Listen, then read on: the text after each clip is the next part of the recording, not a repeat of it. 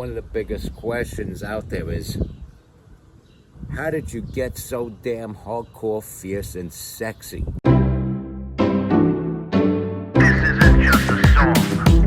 Illuminati is a thing you need to watch out for. They want to depopulate and slave us so much more.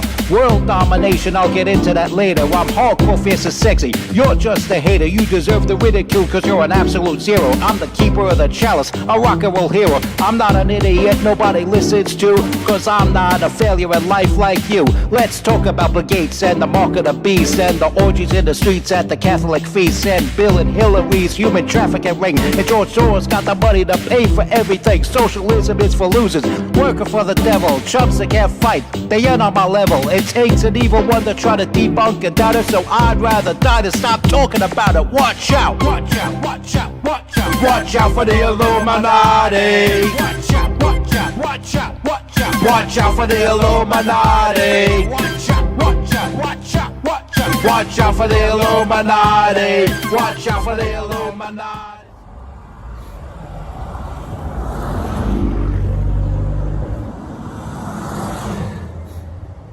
Mind your manners, okay?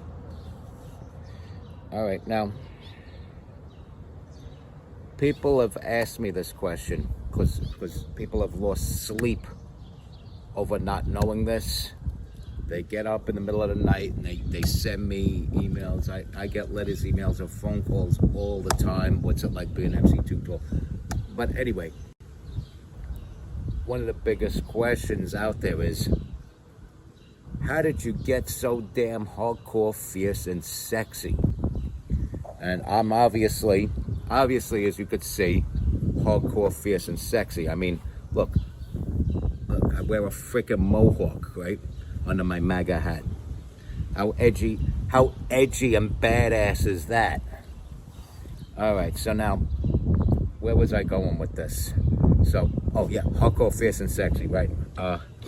So, people ask me how I got to such a level of hardcore, fierce, and sexy. You know, how they could achieve all the sexiness. Well, part of it is in the genes. I'm obviously, I was just born better in a lot of respects. But also, don't take that to heart, okay? Don't be depressed your whole life because I said that on YouTube or Rumble, wherever you're catching this, okay? Anyway, as I was saying, in all seriousness, it has a lot to do with my projects,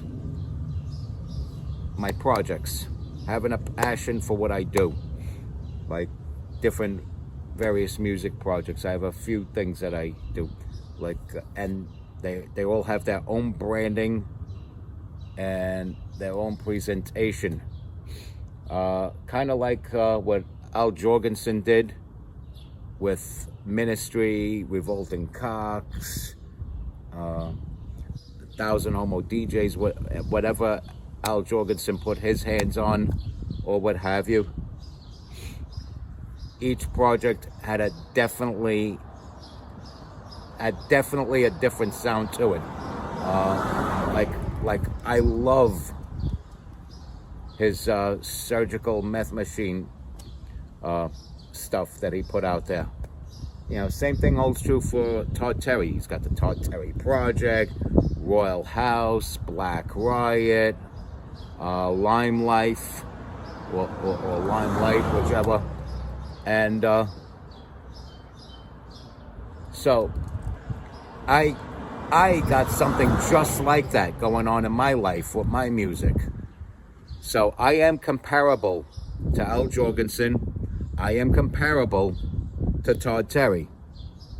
And this is how I got to be as much a household name as theirs. Because I was able to compartmentalize and have different brandings for each one. Now, got the MC2 Tour stuff. That I do for even though that has my name on it, MC Too Tall, that stuff, I try to hone that as close to perfection as possible.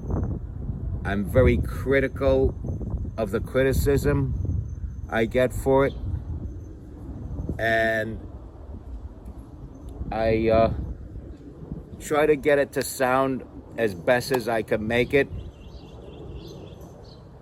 while putting out important, need-to-know messages in the lyricism of these songs that I put out. Songs like What's It For, songs like Last Days in Time. You get the idea. And yes, even Emotionally Scarred and All Right. There's messages in there that need to go out there. I cannot drop dead without putting these messages out there and getting these messages out to as many people as I can through my music. And my way of doing that is through my MC Too Tall solo stuff. Then there's PHO. PHO, which stands for Putting Heads Out. That is a project originally founded in the 90s. In literally the year 1995 by myself and two friends of mine. And that was kind of like the equivalent to, you know, Lil Louis Vega, Todd Terry, and Kenny Dope Gonzalez getting together with other DJs to form Masters at Work. So you have 3 people capable of DJing, 2 who were actual DJs, and 1 who was an MC and songwriter who can DJ if he had to. And yes, I did make mixtapes. I'm more of a mixtape DJ than a club DJ. My other 2 friends that I founded the PHO project with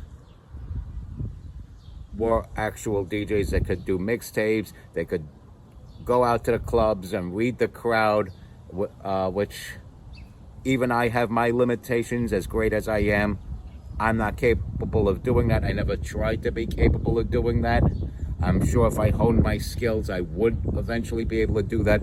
But at this stage in my life, I don't have an interest in concentrating on DJing to please a live crowd. I'll mix and produce as a recording engineer, because I'm a very capable recording engineer, as you hear from all my music, anything having to do with me. And so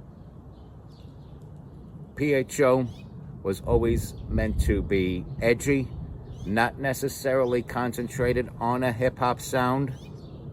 Although as of late there is some industrial influence, but it was not intended to have an industrial sound, was not intended to strictly have a techno, house, freestyle, or dancehall reggae sound. Although all these different genres of music have been injected into the project, and producers of all genres were very influential, and even rock bands have been very influential on the creation of PHO and the songs that come out of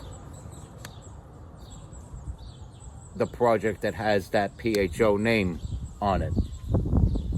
So it's meant to always have a cool beat that you could groove to or dance to.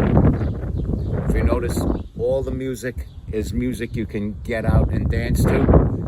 There's a song I perform that's actually not an MC Too Tall song, it's a PHO song called Slick.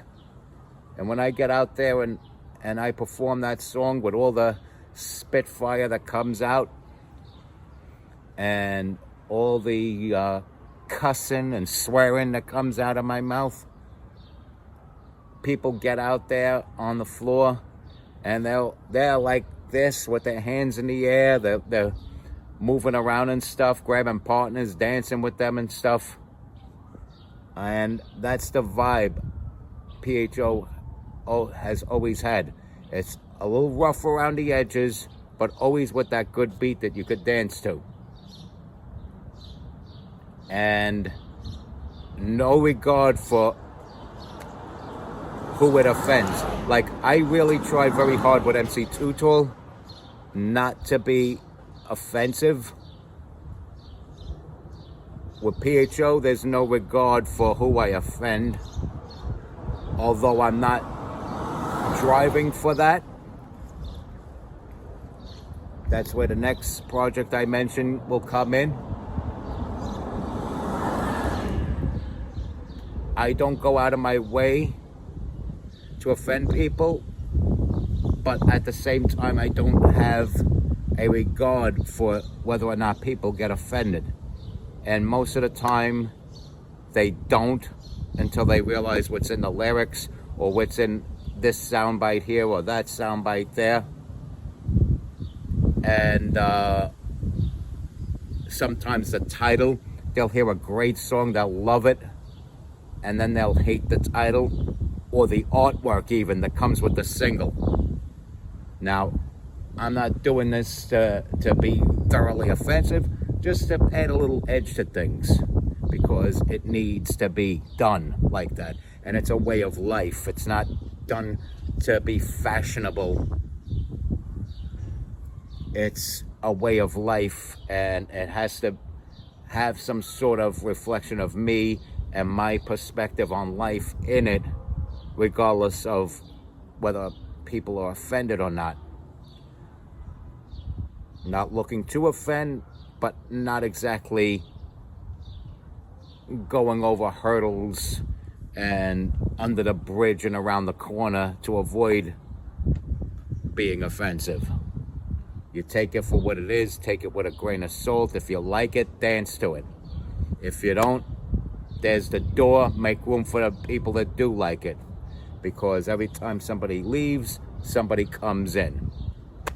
And that's basically what it is. It's a way of shedding the people that don't like what I do. Now,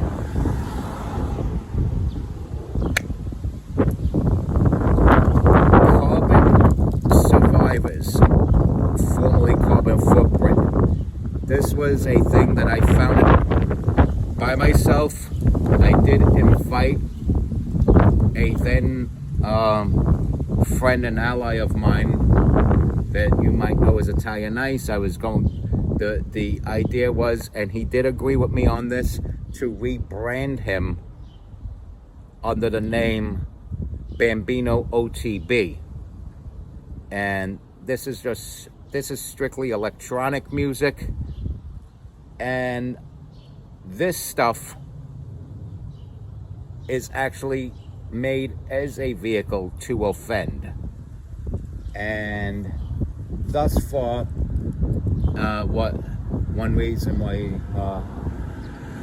this man is not a carbon survivor, formerly known as Carbon Footprint, by the way. So if you see some YouTube videos out there with the name Carbon Footprint, that was the original name of what I now call Carbon Survivors, which I might drop the S and call it Carbon Survivor, kind of like how the Spiritual Bats became the Spiritual Bat. See where I'm going with that? So now, with that said, Carbon Survivors music is used as a vehicle to offend, and the sound of that is supposed to be cutting edge electronic sounding. It's not always meant to have a beat you could dance to. Hell, some of it isn't even intended to be listenable. So we're talking about the complete opposite of the spectrum of the MC Too Tall solo stuff. So there's your PHO right in the middle, and there's your Carbon Survivors, which is totally lewd, gutter, sewer stuff. And this is stuff I really throw at the wall to see what comes back. whereas PHO was previously that.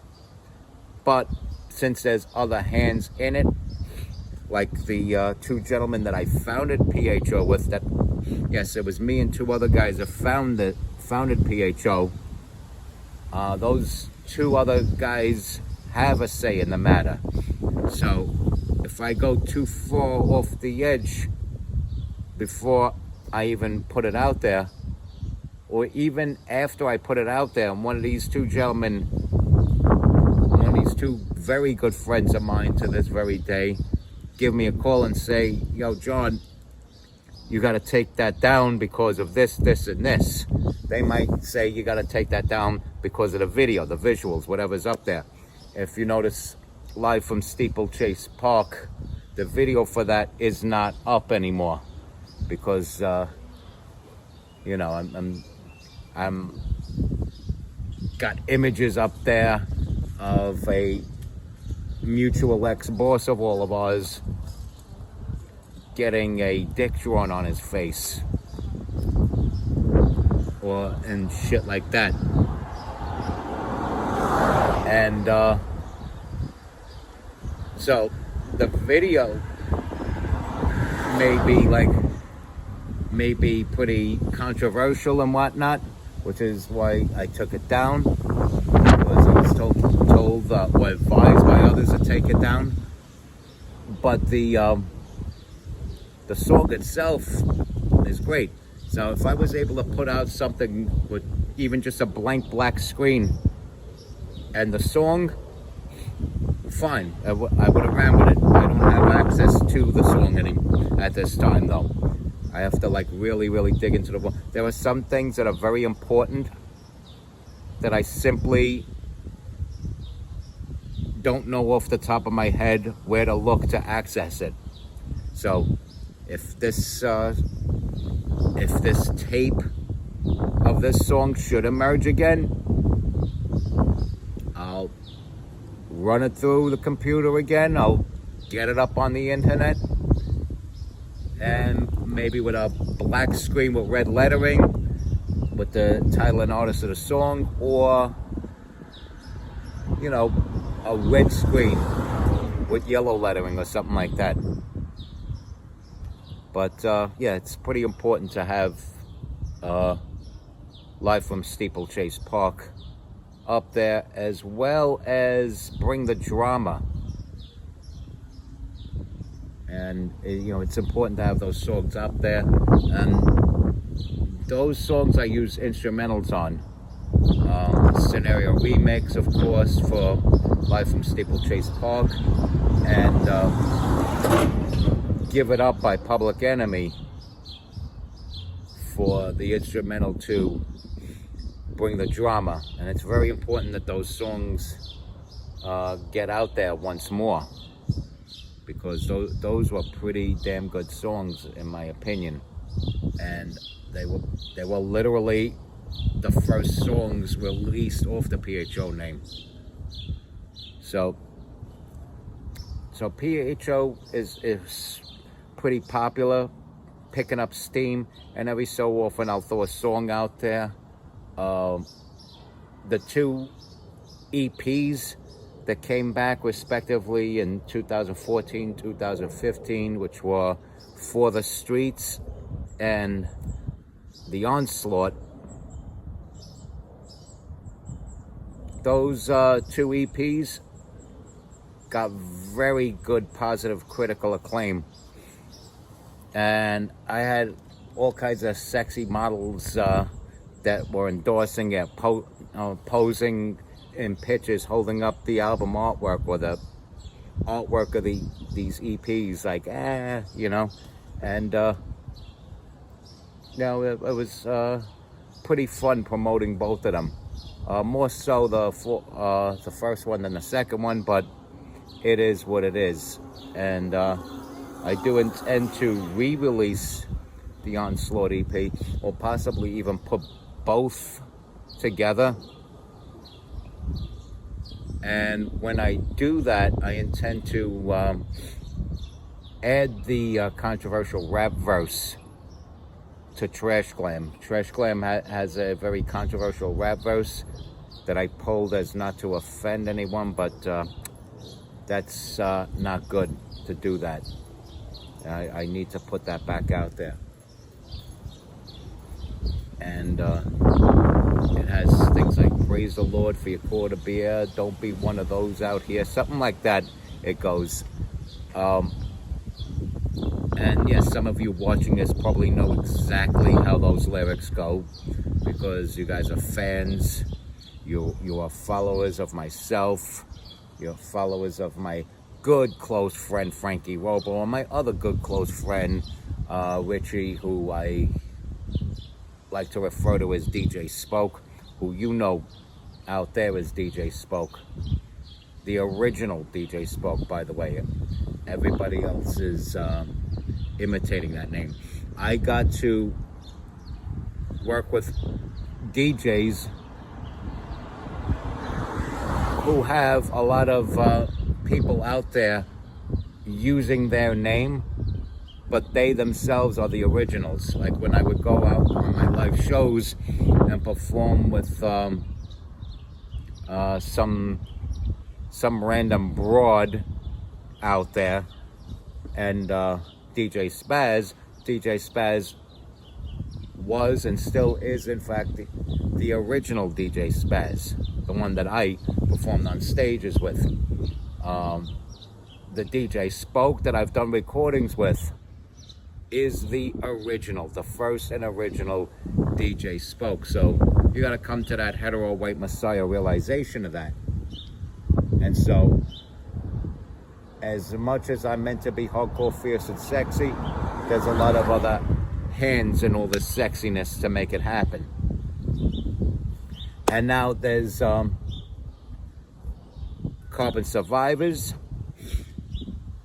and I had a few songs out there, Do the Music.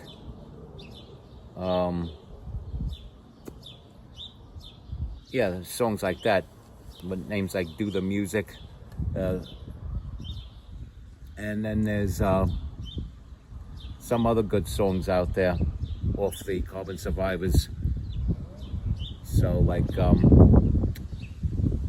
like Quarantine is Stupid. I actually have a song called Quarantine is Stupid by Carbon Survivors. And I'm sorry, Do the Music was done by Carbon Footprint before I changed the name over to Carbon Survivors. And my most recent Carbon Survivors song, and it's the most recent thing I put out of all my projects, is Ode to Skinny Puppy. And I would not recommend that you listen to that song if you are a Skinny Puppy fan. But if you do choose to listen to it and get offended, well, haha, fuck you. With that said, make sure you respect God, please, for your own sake.